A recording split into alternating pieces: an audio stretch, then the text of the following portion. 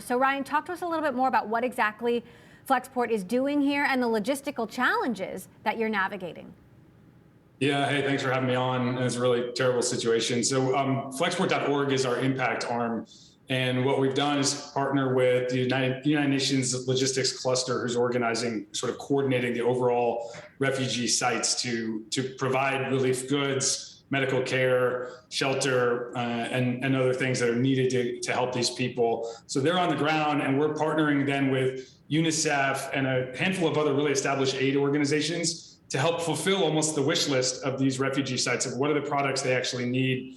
And then also tapping into corporates and companies that we ship for to get products flowing from wherever they are in the world. A lot of it's coming from the US because that's where Flexport is headquartered, but much cheaper if we can find the things in Europe and bring them by truck across domestic trucking within the European Union. So we've been bringing these goods to Poland, Romania, Slovakia so far. It's kind of a drop in the bucket, but we're getting started. We've raised over $15 million from donors to help us pay for all these flights and get the and all the transportation to get the goods flowing. What's been the hardest part of getting aid to the places where it's needed most?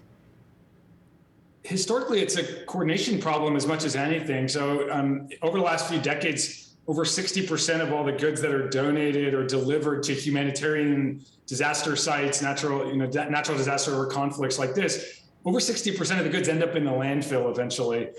Sort of wrong products, wrong goods sent to the wrong place at the wrong time, nobody there to receive the cargo. So it's a complex coordination problem. This is something that Flexport's uniquely good at. So we started this in 2017 following the Syrian civil war and in the midst of the Syrian civil war to support refugees in Turkey and in Jordan, and working backwards from those sites, from those refugee camps of exactly what do they need. What are the great people on the ground doing distribution and needs assessment say, here are the products we need and we're ready, raise our hand, ready to receive them, and then partner with great aid agencies and nonprofits and for-profits around the world who have those products so we can coordinate delivery and make sure the goods don't go to waste. And two, make sure there's not chaos. Like if a truckload of stuff arrives and no one knows what's in there and no one's expecting it, it can actually slow things down at these sites. And one of the big problems is too much stuff is donated that's not the right stuff at the right place at the right time. So that's what we're trying to solve for. Now, Russia's invasion of Ukraine has already disrupted the global supply chain. Add to that the sanctions, the impact on Russian oil. What shocks are you seeing in the supply chain, and what are the reverberations you're expecting?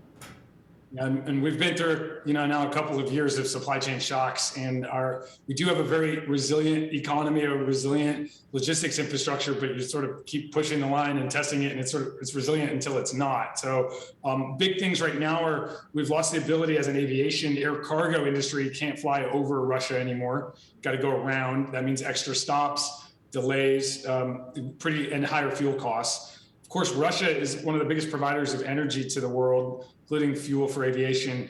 And so fuel prices are going to go through the roof and raise prices both for air and ocean freight, and all forms of trade, trade and freight runs on this energy. But the thing that has me worried the most is actually the loss of grain. Russia is the #1 exporter of grain in the world. Ukraine is number 5.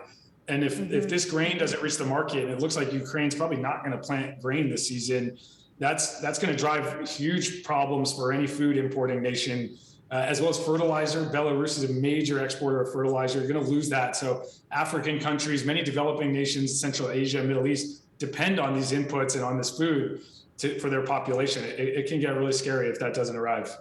Surely that's going to impact supply and prices.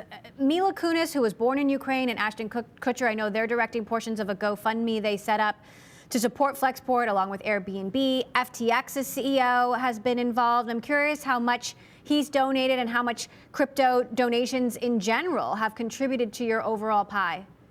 Yeah, so we're really pleased to have partners, great corporate partners. FTX has made a big, meaningful donation, over $400,000 from the company so far. And then they're setting up to promote the ability for all their users to provide donations via crypto to the GoFundMe that Mila and Ashton set up for the cause. I don't have the exact stats for how much that's come in, but it's just getting started. It take a little while to wire these things together on such a short notice to get crypto set up with all the regulations that go into that. But that's happening right now. So really proud of that. And also Shopify, who's a major Flexport investor, made a big, meaningful contribution donation to the cause as well. So really excited to work with such great people.